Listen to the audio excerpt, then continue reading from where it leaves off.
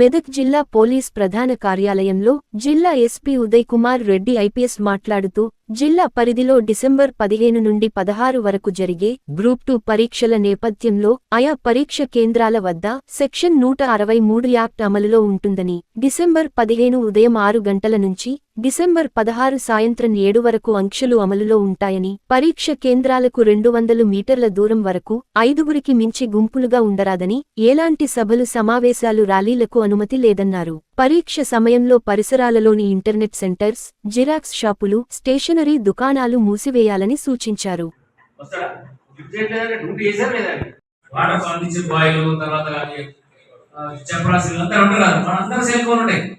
వాడు ఎగ్జామ్ అయినా కూడా సెల్ ఫోన్ జేబులో తిరుగుతూనే ఉంటాడు. వాళ్ళు ఎందుకంటే వాడు రోజు ఉండేవాడు అక్కడ, వాడికి ఎగ్జామ్ సంబంధం లేదు. వాడు ఆ కాలేజీలో, ఆ డిగ్రీ కాలేజీలో, ఆ ప్రైవేట్ కాలేజీలో పనిచేసేవాడు. వాడికి ఇన్స్ట్రక్షన్స్ అని తెలవు. అందుకే మీరేం చేయాలంటే అందరిని చెక్ చేసి బయటికి పంపించి వాళ్ళందరినీ ఫిక్సింగ్ చేసి మొత్తము చెక్ చేసి వాళ్ళ సెల్ ఫోన్ ఎలా లేకుండా మనం ఫస్ట్ చేయాలి. దీని తర్వాత ఎవరు వస్తారు అక్కడికి? ఆ సెంటర్ ఇన్ఛార్జ్ వస్తారు. మన ఎగ్జామినేషన్ ఇన్ఛార్జ్ ఉంటారు.